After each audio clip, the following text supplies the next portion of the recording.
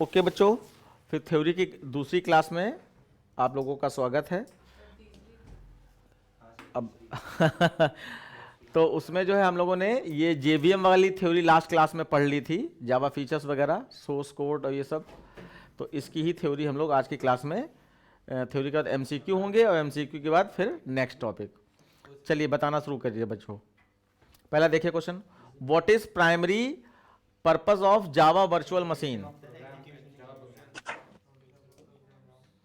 आप कह रहे हो एग्जीक्यूशन ऑफ जावा प्रोग्राम, यानी ऑप्शन बी। बी।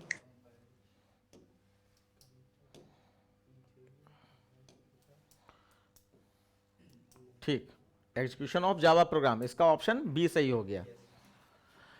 और बाकी फंडामेंटल आपको याद ही होगा कि कंपाइलर जो है सोर्स कोड को बाइट कोड में कन्वर्ट करता है और फिर बाइट कोड को मशीन कोड में जेवीएम कन्वर्ट करता है। तो एग्जीक्यूशन ऑफ प्रोग्राम का काम ये कर रहा है।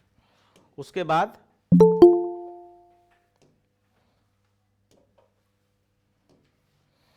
नेक्स्ट क्वेश्चन देखिए, what is Java compiler process, मतलब जावा का compilation process. So compile to byte, compilation to bytecode. Compilation to bytecode. Compilation में बी, कंपाइलेशन टू मशीन कोड और कंपाइलेशन टू बाइट कोड। और Compilation to नहीं लग रहे हैं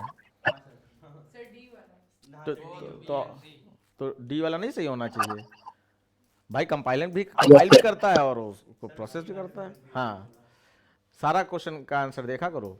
फिर देखिए, which component is responsible for converting Java source code to byte code. तो जावा तो कंपाइलर। हाँ, ऑनलाइन वाले बच्चे बोलते रहे जावा कंपाइलर। ठीक, option A. Option A. Okay, फिर उसके बाद next, what is byte code in the context of जावा। याद करो, जावा इंटरमीडिएट कोड था, लो इंटरमीडिएट कोड। तो ये देखो B The intermediate code generated by the Java compiler. Yes yes yes, तो ऑप्शन आपका बी। और देखो उस समय पढ़ाते समय भी हमने कहा था इसको विशेष तौर से याद रखना है, तो उस समय एमसीक्यू नहीं बनाए थे ये हमने। उसके बाद देखिए, which features of Java ensure that a program can run on any Platform independent. Platform independent. Platform independent. और ये किसकी वजह से होता है? बाइट कोड की वजह से, क्योंकि byte code Byte code. Platform पे रन किया जा सकता है, तो ये बाइट कोड की वजह से होता है। प्लेटफॉर्म इंडिपेंडेंट पे एक बार आंसर भी तो देख लें। ठीक, उसके बाद question number 6, what are the features of java that contribute to its simplicity, robustness and security। अब ये जावा के features So abstraction and encapsulation. Yeah, abstraction and encapsulation. Encapsulation, क्योंकि यही तो होता ही है जावा में। हाँ, सिक्योरिटी प्रोवाइड करता है। बाकी देखो यहाँ पे क्या है, एक्सेप्शन, अच्छा है, exception handling and garbage collection. इसका भी मैं बता दूं, एक्सेप्शन हैंडलिंग का मतलब यहाँ पे ये हो गया कि जावा ऑटोमेटिकली आपकी कोई भी एरर होती है, अगर आपने गलत कोड लिखा है वो जनरेट कर देता है, बता देता है, और हैंडल भी करता है। हैंडल करने का मतलब वो कोड का एरर बता देता है। और दूसरा गार्बेज कलेक्शन, कि जावा में कोई गार्बेज कलेक्शन नहीं होने देता है। जावा में हम आपको इसका एग्जाम्पल भी बता रहे हैं। क्या लिख दिया, जैसे कि आपको s equal to S plus I लिखते हो, है ना, तो s में नॉर्मली कहा जाता है कि अगर कोई वेरिएबल डिक्लेयर किया है तो उसमें डिफॉल्ट वैल्यू 0 डाल देगा अगर इंटीजर है ना। तो अब गार्बेज कलेक्शन का मतलब है कि कोई वेरिएबल डिक्लेयर हुआ, अगर उसमें कोई वैल्यू नहीं डाली गई तो कोई भी गार्बेज वैल्यू पहुंच जाएगी। गार्बेज मतलब जो भी मेमोरी में वैल्यू टहल रही होगी वो उसमें अपन डिफॉल्ट नहीं, कोई भी वैल्यू उठ के मेमोरी से उसमें पहुंच सकती है, वो गार्बेज कलेक्शन होता है। तो जावा आपके प्रोग्राम को रन ही नहीं होने देगा अगर आपने s इक्वल टू 0 नहीं डाला, क्योंकि s equal to s plus I लिखने के लिए s इक्वल टू 0 डालना कंपलसरी है। और अदर लैंग्वेज है उसमें s में कोई वैल्यू अगर नहीं डाली तो प्रोग्राम एग्जीक्यूट होगा, और ये एग्जीक्यूट ही नहीं होने देगा। मतलब ये इतना सिक्योर है कि उसको गार्बेज वैल्यू नहीं चाहिए, इसलिए वो 0 डलवा के ही आपके प्रोग्राम को ओके करेगा कि आप रन कराइए।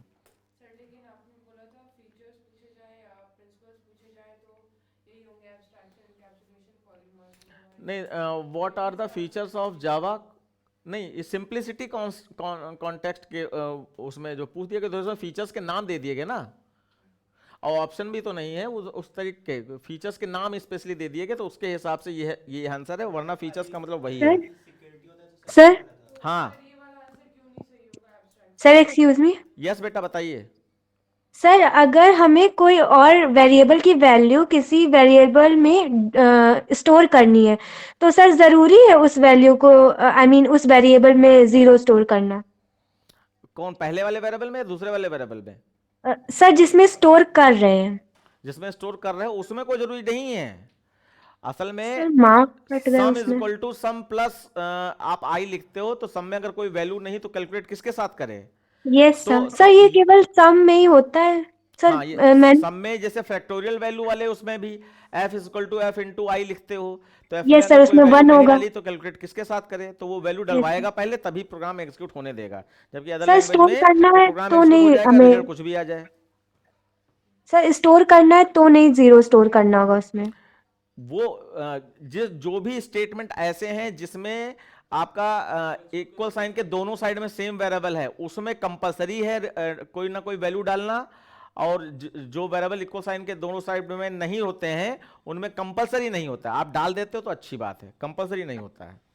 Okay sir. हाँ तो ये फीचर्स रिलेटेड था इसलिए इसका आंसर ये कंसीडर किया जा रहा है, वरना आपका वही इनकैप्सुलेशन और ऑब्स्ट्रक्शन ही रहता।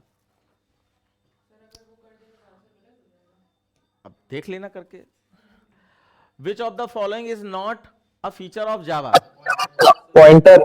यस याद रखना बहुत इंपॉर्टेंट है, जावा में पॉइंटर नहीं होता। ये आपका जो अपर लेवल पे आप जब एमसीए बीसीए सब कर लेते हो जॉब के लिए जाते हो ना, तो वहां ये क्वेश्चन पूछा जाता है, जावा में पॉइंटर नहीं होता है।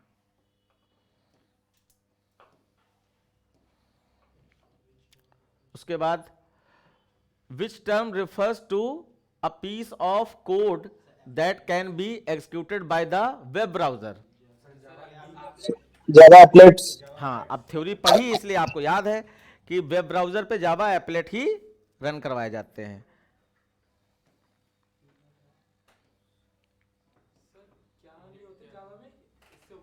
Pointer pointer. What is the purpose of init method? अच्छा ये थोड़ा सा आउट ऑफ सिलेबस भी हो गया है। इनिट मेथड इन ये क्योंकि एप्लेट तो प्रोग्रामिंग है ही नहीं आपके कोर्स में, है ना, इसलिए उसमें एप्लेट में यूज किया जाता है। ये जैसे वर्डमैन फंक्शन होता है, ध्यान दो, आपको याद होगा कि आपका उसमें जावा में वर्डमैन फंक्शन यूज होता है और एप्लेट प्रोग्रामिंग में वर्डमैन फंक्शन नहीं यूज होता है, तो उसकी जगह पर यहां पर इनिट फंक्शन यूज होता है। और इसके हिसाब से कौन सा? सी, क्लीनिंग अप रिसोर्सेज। ये कहां से आ गया? इसका मतलब है इनिशियलाइजिंग वेरिएबल। इनिट, इनिट का मतलब यहाँ पे ये अलग से याद कर लो, ये तुम्हारे कोर्स का हिस्सा नहीं है फिलहाल। हाँ ना ना ना ना, जब तुमने एप्लेट पढ़ा नहीं तो क्यों सजेशन दे रहे हो? फिर देखो which keyword is use to declare a class in Java? तो क्लास कौन सा? A B? ए। क्लास का सिंबल स्मॉल में होता है।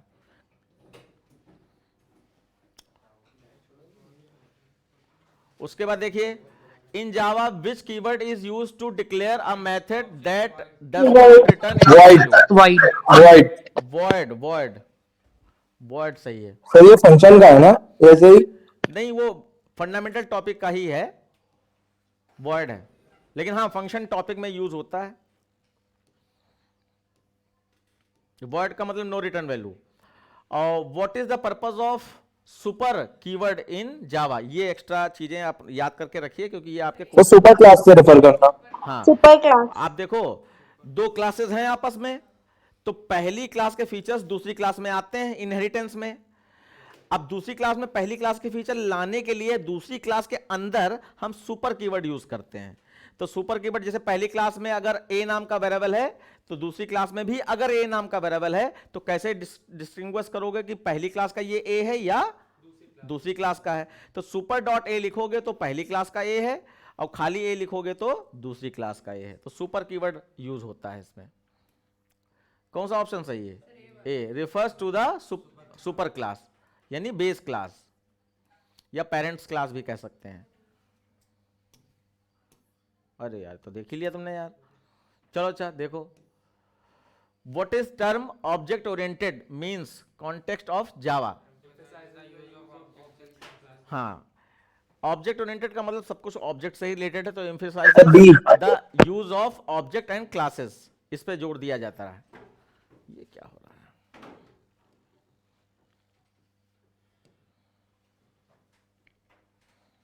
अभी इसको हमने पीडीएफ में कन्वर्ट किया ना, इस वजह से ये दिक्कत आ रही है। देखो, which Java features allow you to define method in same class with same name but different parameter list. Overloading और ओवरलोडिंग किसके अंतर्गत आती है? फंक्शन नहीं, कॉन्सेप्ट जावा के कौन से 4 कॉन्सेप्ट में? पॉलीमॉर्फिज्म के अंतर्गत। तो यहां पर ओवरलोडिंग हो गई। ठीक, ओवरलोडिंग, ओवरराइडिंग। हाँ, जान लो, एक क्लास के अंदर अगर सेम नाम के फंक्शन बनाते हो, एक क्लास के अंदर सेम नाम के function, word input word input word input, तो ये फंक्शन ओवरलोडिंग है। अगर दो अलग अलग क्लास जो आपस में इनहेरिट की गई हैं और दो अलग अलग क्लास में सेम नाम का फंक्शन, यानी कि वर्ड कंप्यूट पहली वाली क्लास में भी है, वर्ड कंप्यूट दूसरी वाली क्लास में भी, तो इसको फंक्शन ओवरराइडिंग कहते हैं। ओवरराइडिंग। ओवरलोडिंग का मतलब सेम नाम का एक ही क्लास के अंदर, और ओवरराइडिंग का मतलब अलग अलग इनहेरिटेड क्लास के अंदर सेम नाम का फंक्शन। इसी के अंदर यूज किया जाता है जो सब क्लास होती है। जब इनहेरिटेंस होता है तभी सुपर कीवर्ड जरूरत है, नहीं तो कोई जरूरत नहीं है। तो यहां है, अच्छा ये पढ़ा ही नहीं। अच्छा, ओहो, आंसर भी दिखा दिया। What is the purpose of finally block in exception handling? आप जान लो, देखो एक्सेप्शन हैंडलिंग 2 तरीके की होती है। पहला होता है कि जो सिस्टम खुद ही बताए एरर, आपने सिस्टम का एस छोटा कर दिया, बता देगा। और एक होता है कि हम खुद एरर हैंडलिंग करें, तो उसको एक्सेप्शन हैंडलिंग टॉपिक के अंतर्गत रखा गया है। इसके क्वेश्चन आपके उसमें आते थे, तो हमने पूरे 15 साल के सिलेबस के हिसाब से उठाए हैं क्वेश्चन, इसलिए ये क्वेश्चन है। अभी ये क्वेश्चन आपके अवेलेबल नहीं है कोर्स में। तो इसमें हमारे पास 2 कीवर्ड दिए जाते हैं, क्योंकि जानकारी होनी चाहिए, जावा पढ़ के जा रहे हो। ट्राई और कैच, ट्राई और कैच, और एक होता है फाइनली। तो ट्राई कैच फाइनली का यूज करके हम एक्सेप्शन हैंडलिंग खुद कर सकते हैं। उसमें करेंगे क्या हम एक्सेप्शन हैंडलिंग में? तो जैसे हम चाहते हैं कि अगर कोई नंबर 0 से डिवाइड हो तो हमारा ये वाला मैसेज लिख के आए, हेलो लिख के आ जाए। वैसे उसमें तो एरर आएगी, लेकिन एरर के रूप में हम चाहते हैं हमारा नाम लिख के आ जाए। तो वो जो हम मैसेज देंगे उस एरर के आने पर वही रिजल्ट के रूप में मैसेज प्रिंट हो जाएगा। तो वो एक्सेप्शन हैंडलिंग जो तुम रिपेच करते रहते हो, है ना। तो यहां पर ट्राई के अंदर हम लोग वो कोड लिखते हैं जिसके अंदर एक्सेप्शन जनरेट हो सकती है, और कैच के अंदर वो मैसेज लिखते हैं जिससे रिलेटेड एक्सेप्शन जनरेट हुई है। ट्राई के अंदर वो कोड लिखा जाता है जिसके अंदर एरर आ सकती है, और कैच के अंदर उस कोड से रिलेटेड क्या मैसेज आएगा एरर का, वो मैसेज कैच के अंदर देते हैं। और फिर लास्ट में होता है फाइनली। तो फाइनली कीवर्ड का क्या यूज होता है, या फाइनली ब्लॉक का क्या यूज होता है कि फाइनली ब्लॉक के द्वारा, जैसे नहीं, चाहे ये वाला पोर्शन हो प्रोग्राम का, चाहे ये वाला, मान लीजिए इफ एल्स में है, तो चाहे इफ वाला पोर्शन हो चाहे एल्स वाला पोर्शन हो, लास्ट में कोई एक ऐसी चीज है जो प्रिंट होनी ही चाहिए, वो इफ एल्स से बाहर की है। तो इसमें यह है कि चाहे एक्सेप्शन जनरेट हो और चाहे ना हो, लास्ट में हमको एक अगर मैसेज देते हैं और वो फाइनली ब्लॉक में दिया जाता है, तो अगर वो मैसेज दे दिया तो वो आएगा ही आएगा। जैसे कि मान लीजिए हमने कोई सॉफ्टवेयर बनाया, तो सॉफ्टवेयर बनाने के बाद उसमें जब कोई यूज कर रहा होगा तो लास्ट में हम चाहते हैं कि वो कम यूज करे, ज्यादा यूज करे, अच्छा यूज करे, बुरा यूज करे, लास्ट में उसको लिख के आ जाए thank you for using my software, ऐसा करके एक लाइन लिख के आ जाए। तो इस टाइप का वेलकम नहीं, बाय बाय मैसेज वो फाइनली उसमें दिया जाता है। तो यहां पे अब देखो कौन सा ऑप्शन सही है, बी वाला बता रहे हैं, it always gets execute whether the exception is handled और नॉट। मतलब ये एक्सेप्शन एरेज हो या ना हो, ये मैसेज फाइनली वाला जरूर आएगा, ये उससे रिलेटेड है। देखिए, which of the following is a feature of Java that ensure the integrity and consistency of data. Encapsulation. तुम इधर सुन लेते हो तब बोलते हो, या जो है पहले तुमको समझ में आता है? आधे पढ़ रहे हैं सर, तब तक आवाज बोल पहुंच गई। चलो चलो, ठीक ठीक ठीक, इनकैप्सुलेशन है, सही है। फिर देखिए, what is the primary purpose of this keyword. अब दिस कीवर्ड आपके क्वेश्चन है refers to current object. Current calling object. This जहां कहीं भी देख लो करंट कॉलिंग ऑब्जेक्ट, बिल्कुल फिक्स लाइन वहां पे तुमको मिलनी है। और बहुत ज्यादा पूछा जाता है दिस कीवर्ड, 10th क्लास में बहुत ज्यादा पूछा जाता है। करंट कॉलिंग ऑब्जेक्ट कहीं लिखा है? हाँ, B, B. Current calling object, ठीक। फिर देखिए, which of the following is correct statement about Java application. Java application यानी जो आप लोग कर रहे हो उसके बारे में कौन सा करेक्ट है?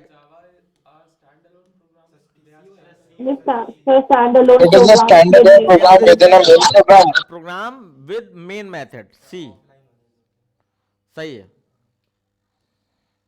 फिर देखिए, what is the purpose of new keyword create a new object. To create a new object. To create a object. और या अगर ये भी ऑप्शन होता कि नॉन प्रिमिटिव डेटा टाइप के लिए मेमोरी क्रिएट करता है, तब भी आप यही लगाते। फिर देखिए, which of the following is not a principle of object oriented programming. Procedure या प्रोसीजर, Program. डी होगा, सर मॉड्यूलरिटी का फंक्शन बनाना होता है, तो मेथड तो डी बनाते ही हो, डी होगा, डी। फिर देखिए, what is the role of extend keyword. Extend keyword इसको लिख लेना बच्चा, ये कीवर्ड के बारे में ही है। एक्सटेंड कीवर्ड से हम दो क्लासेस को इनहेरिट कराते हैं, जोड़ते हैं। Extend keyword is used to inherit super class to sub class. अब देखो इसमें कहीं कुछ इस टाइप का मिल रहा है क्या? इंडिकेट, हाँ इनहेरिटेंस दिया तो है, सी इसका ऑप्शन हो गया, यह होना चाहिए, हाँ सी है।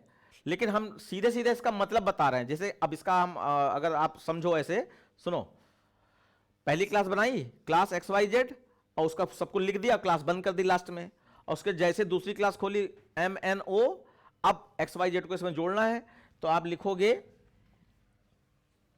क्लास MNO एक्सटेंड्स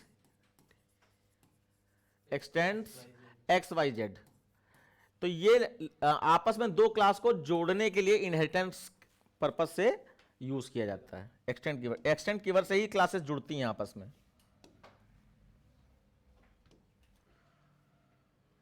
कोई बैठ गया क्या? ये बैठ गया बदतमीज।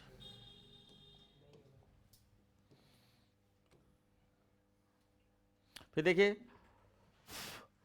What does the term simple mean the context of Java features. Java features का थोड़ा सा है, समझने की कोशिश करो। Sir easy to understand and Easy to use. understand. Easy to understand, ये तो अच्छी चीज है ही। और किसके साथ जाना चाहोगे? लिमिटेड नहीं, इजी टू अंडरस्टैंड। कोई भी लैंग्वेज होती है तो उसमें ये एक फीचर जरूर होता है, इजी टू अंडरस्टैंड, भले वो दूसरे के लिए खराब हो। विच of the following is an advantage of Java being platform independent. High performance. The portability of the code. Portability of code, क्योंकि बाइट कोड जावा के पास है तो पोर्टेबल एक जगह से दूसरे, एक प्लेटफॉर्म से दूसरे प्लेटफॉर्म पे पोर्टेबल रहता है वो, तो सी होना चाहिए, मे बी सी है। What is the purpose of throw? अब ये एरर हैंडलिंग के या एक्सेप्शन हैंडलिंग के कुछ क्वेश्चन आ रहे हैं इसमें, क्योंकि वो टॉपिक उठाया है हमने इसलिए ले लिया। तो ये थ्रो से क्या होता है, एक होता है थ्रोज, इसमें एस लगा होता है, और एक होता है थ्रो। तो जो बफर रीडर आपने पढ़ा था कॉन्सेप्ट इन वैल्यू इनपुट करने वाला, उसमें थ्रोज आयो एक्सेप्शन होता था। तो थ्रोज आयो एक्सेप्शन का मतलब है कि एक्सेप्शन क्लास के अंदर सारा कोड लिखा है, जितनी तरीके हम लोग एरर कर सकते हैं सब लिखा है, तो उसमें से एरर ढूंढकर हमारी स्क्रीन पर थ्रो करने का काम थ्रोज का होता है। और जो हम चाहते हैं हमारी एक्सेप्शन, हमारा वाला मैसेज आए, एक्सेप्शन यूजर डिफाइन वाली, वो हम लोग थ्रो यूज करते हैं अगर हम खुद एक्सेप्शन हैंडलिंग करते हैं। फिलहाल इसमें देखो, it is use to declare variable और it is use to throwing an exception explicitly. B वाला सही है, बाकी पढ़े नहीं हमने, हाँ बी वाला सही है। ये हम लोगों के द्वारा एक्सेप्शन को थ्रो करवाने का थ्रोज। देखो व्हाट, हाँ बफर रीडर का वो आईओ पैकेज। पॉलीमॉर्फिज्म।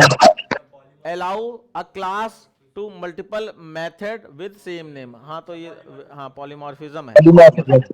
सी। चलिए ये एमसीक्यू क्वेश्चन हो गए बच्चों। अब इसके आगे हम लोग आपका उसका टॉपिक का अगला पार्ट लेंगे, elementary concept of object and classes. अब क्योंकि ध्यान देना, क्योंकि ये सारी चीजें हम लोगों ने ऊपर ही कवर कर ली, जरा पढ़ के देखो इसमें,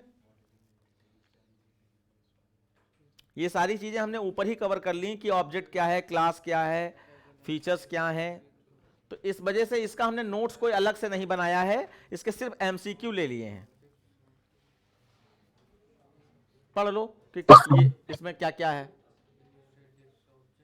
ये सारे वर्ड पढ़े ना। क्लास की डेफिनेशन में ब्लूप्रिंट पढ़ा हुआ है हम लोगों ने, क्रिएट ऑब्जेक्ट, मेथड, बिहेवियर क्या होता है, एट्रीब्यूट क्या होता है, एट्रीब्यूट मतलब वेरिएबल्स की बात हो रही है।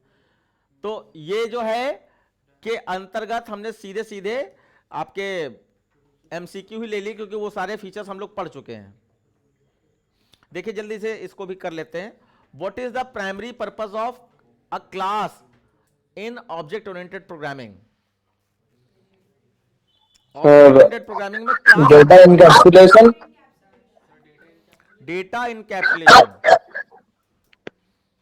क्लास के अंदर ही तो डेटा और उसके मेंबर फंक्शन बंद होते हैं, तो वो इनकैप्सुलेशन हो गया। फिर देखो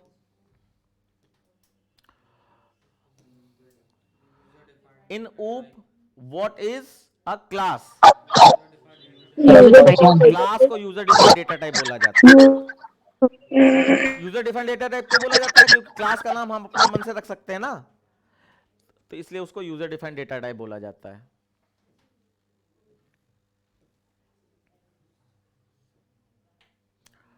what does a class serve as in OOP? Sir object for factory. Factory है class। Factory of object. हाँ, एक a factory of object। ये डेफिनेशन भी आती है ना, what do you mean by object factory of class, ऐसे करके। इसमें देखिए, how is computation typically represented in OOP? B है, सही कह रहे हो। मैसेज पासिंग और method call between object, B है। इस क्वेश्चन को पढ़ Yes, लो sir. और इसको पढ़ लो। सर ये कॉलिंग की एक तरह का है। ये बेटा ये कॉलिंग है एक तरह की, मैंने जैसे ऑब्जेक्ट को कॉल कर रहा करते हैं, तो वो ऑब्जेक्ट के थ्रू डिफरेंट डिफरेंट वही दिखाया गया है इसमें। ये लाइन ऐसी ही लिख के आएगी। मैसेज पासिंग अगर लिख के आ जाए तो इसका मतलब जावा के फीचर्स रिलेटेड है, ऊप्स कॉन्सेप्ट के फीचर्स रिलेटेड। मैसेज पासिंग, जैसे दिस कीवर्ड में करंट कॉलिंग ऑब्जेक्ट बिल्कुल फिक्स लाइन आती है, ऐसे इसमें ये मैसेज पासिंग वर्ड आता है। फिर देखिए, what is purpose of encapsulation in OOP? Encapsulation, wrapping up To of hide data the and implementation detail of the class. details of class. अब देखो हाइड दो चीजें हैं, हाँ ध्यान देना, हाइडिंग की दो चीजें हैं क्लास के अंदर। एक वेरिएबल्स को हाइड करना तो वो अब्स्ट्रैक्शन कहलाता है, उसको डेटा हाइडिंग, वेरिएबल्स को हाइड करना। और जो वर्किंग है यानी कि फंक्शंस जो बनाते हो, इनपुट कंप्यूट डिस्प्ले, उसको अगर हाइड करवाना है तो वो इंप्लीमेंटेशन के अंतर्गत आता है। तो यहां पर to hide implementation detail of class, ये किसका है, इनकैप्सुलेशन का।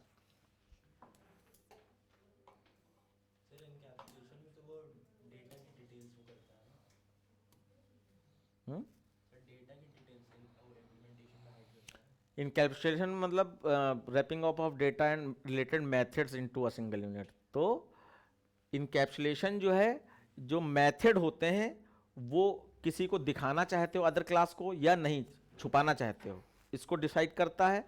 और जो वेरिएबल्स होते हैं डेटा, वो एब्स्ट्रैक्शन के अंतर्गत आते हैं कि डेटा यानी वेरिएबल्स को छुपाना है पब्लिक प्राइवेट प्रोटेक्टर लगा के।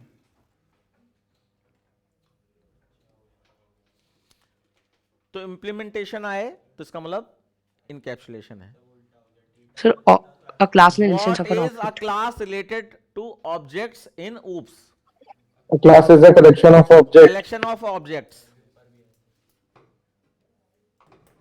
और तो कुछ नहीं है, देख लो, डीबी लग रहा है। A class is a blueprint to create an object। देखो blueprint to create an object, ये बात सही है, लेकिन कलेक्शन ऑफ ऑब्जेक्ट होती है, ये भी बात सही है। तो हम फिलहाल सोच रहे हैं कि आगे पहले वाले उसके साथ ही जाएं, लेकिन आप लोग देखो किसकी भाग अच्छी है। अरे डी है, सही है, वो भी सही है। A blueprint, a class is a blueprint to create object, मतलब ये थोड़ी भारी लाइन थी। ए वाला भी तो हो सकता है, नहीं? हाँ, ए वाला। ए वाला भी सही है, अब छोड़ो यार, ये वाला ज्यादा नियरेस्ट है।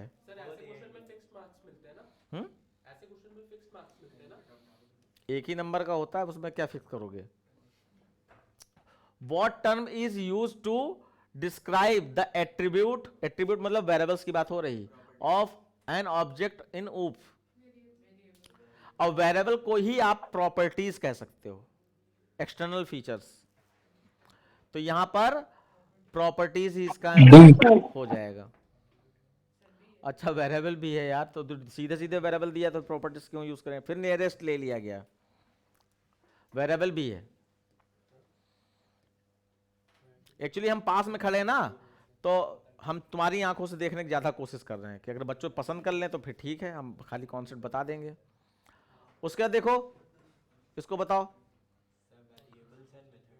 Sir, variable and methods. Class define Sir, A variable and method. Variables और मेथड, और लूप कंडीशन भी होती हैं, और डेटा एंड कंप्यूटेशन भी होता है। अब देखो फिर नियरेस्ट वाला चक्कर है, Sir, A लग रहा है। Sir, A. उसे ए तो क्लियर है ही।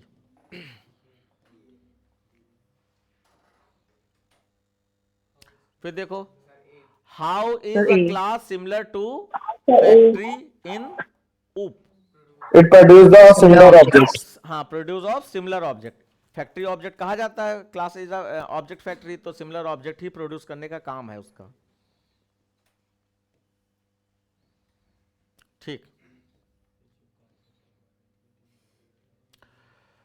Which OOPS concept involve creating a new data type with its own functionality? Class Class में definition. Which Sir, D वाला ही होगा। involve creating a new data type? New data Sir, type D. with its own functionality.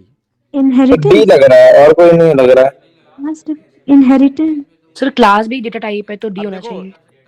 एक encapsulation है, उसमें new data क्या create करोगे, और polymorphism तो सेम फंक्शंस के बारे में यूज होती है। तो बच्चा खाली इनहेरिटेंस और क्लास डेफिनेशन। तो क्लास डेफिनेशन का मतलब हुआ उसके अंदर वेरिएबल डिक्लेयर करो, फंक्शन बनाओ, ये क्लास डेफिनेशन हो गया। तो फिर इनहेरिटेंस ही थोड़ा सा नियरेस्ट जा रहा है, या क्लास डेफिनेशन है, यानी कि उसी में क्रिएट करोगे तो उसी में कुछ ना कुछ नया क्रिएट करोगे। हाँ, पहली क्लास में जो थे ये बात सही है, पहली क्लास में जो है उनको खाली यूज करने का काम इनहेरिटेंस का है, दूसरी क्लास में और नया कुछ नहीं, और नया कुछ करना तो है इसमें क्लास के अंदर न्यू ही। है ना, सर इसलिए क्लास इनहेरिटेंस हो स्टोर गएगा। यूजर डिफाइंड डेटा टाइप, तो इसलिए भी। उसके बाद देखो, what is primary role of class in OOP? Primary role so execute code, performing computation है, defining a new data type है, एग्जीक्यूट एग्जीक्यूट कोड कोड, है। Declare variables. हाँ बताओ। Execute code. एग्जीक्यूटिंग कोड, तो वो तो जेवीएम का काम और कंपाइलर का काम है। क्लास का क्या काम है? Defining a new data type, अभी ऊपर वाले क्वेश्चन में तो यही था, ऊपर वाले क्वेश्चन में यही था ना, defining a new data type, वही दोबारा से नए शब्दों में घुमा दिया गया है, तो ऑप्शन सी सही हो गया। उसके बाद देखिए, how are object create in OOP? How are objects created in OOP? तो बाय डिक्लेयरिंग वेरिएबल्स। अगर ऑब्जेक्ट की बात है तो ऑब्जेक्ट का दूसरा नाम इंस्टेंस वेरिएबल भी होता है, तो इंस्टेंस वर्ड को याद कर लेना, ऑब्जेक्ट और इंस्टेंस एक ही चीज है, तो ये बी वाला ही सही है।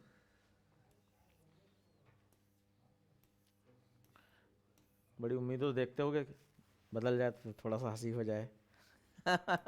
बी सही है। फिर ऊप्स में what does a class encapsulate? अब ये दोबारा रिपीट हुआ है, पहचानो ढंग से। अच्छा एक, अब देखो ये दोनों चीजें आ गई, अलग अलग थोड़ी ना है। ए है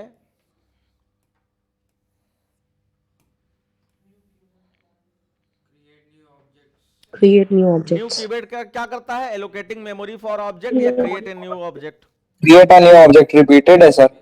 हाँ तो ये भी रिपीटेड हो गया, बी। देखो, how is a class used as user defined data type in ऊप?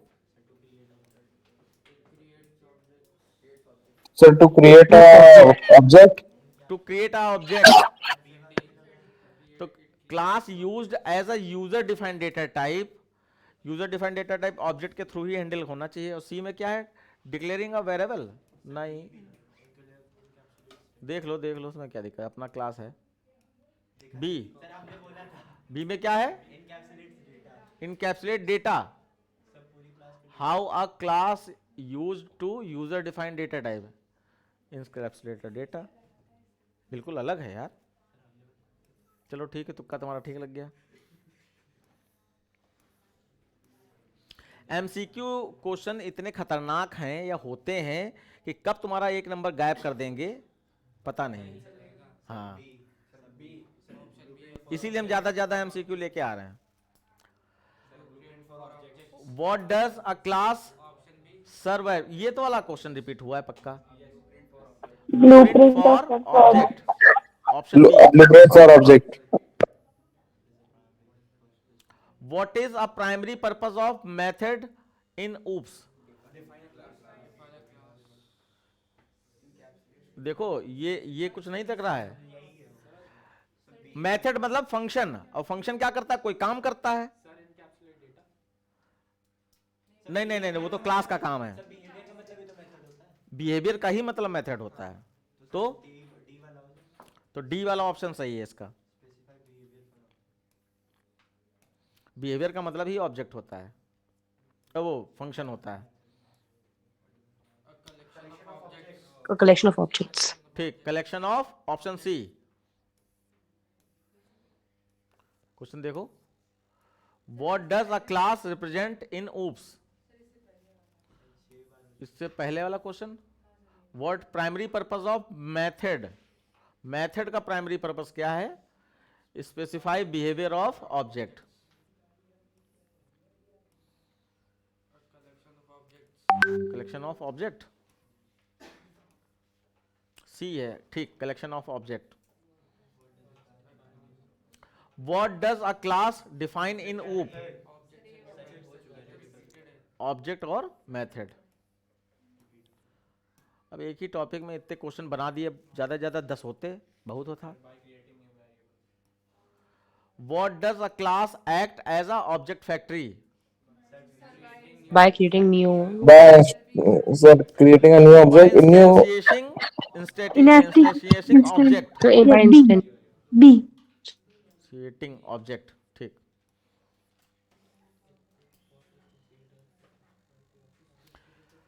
what is considered the functionality of class? Functionality of class method के द्वारा कंसीडर किया जाना चाहिए। हम आंसर नहीं पढ़ रहे हैं, हम खाली अपनी तरफ से मीनिंग बताने की कोशिश कर रहे हैं कि तुम नियरेस्ट पहुंच जाओ। अब वेरिएबल भी साथ variables ले or लिया गया तो methods. और अच्छी चीज, क्योंकि वेरिएबल ही तो फंक्शन में यूज किए जाते हैं। कुछ और ना निकला है।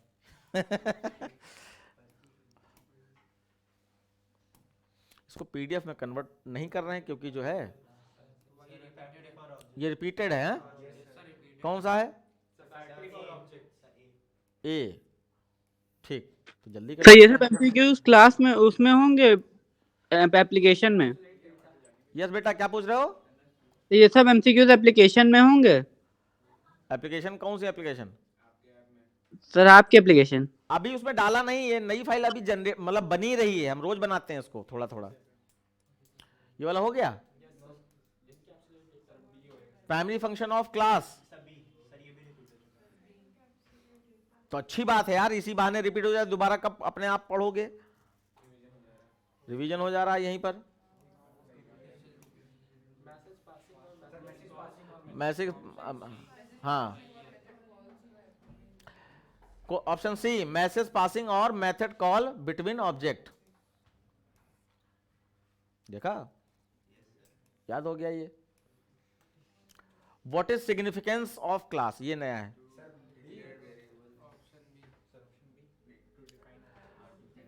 सिग्निफिकेंस मतलब उसका इंपॉर्टेंस क्लास का।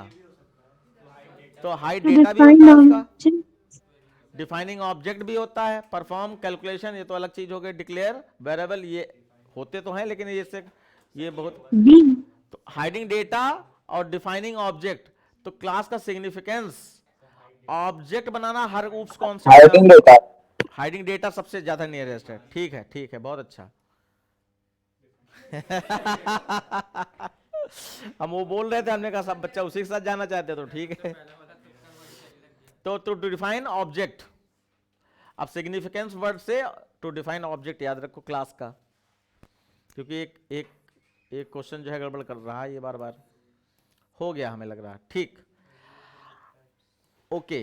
तो अब ये आपके सारे फंक्शन पूरे हो गए। अब आपको ये वाला टॉपिक पढ़ना है, लेकिन ये वाला टॉपिक, एक मिनट,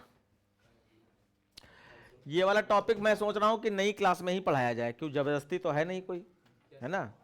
और बहुत अच्छी फाइल बनी, देखो इसके थोड़ी सी पिक्चर दिखा दें इसकी, हमने सब इसमें क्या क्या है पहले ये तो समझ ही लो। इसमें आपका जो है स्केप सीक्वेंस है, ये /n/t, इसके बारे में स्केप सीक्वेंस है, ठीक है। टोकन्स हैं, टोकन में keyword, identifier, literals, punctuator, operator, primitive data type, non primitive data type, ये सारी चीजें इसमें मौजूद हैं, ठीक है। हम पहले वीडियो रोक देते हैं, फिर आप लोगों को इसका थोड़ा सा दिखाते हैं।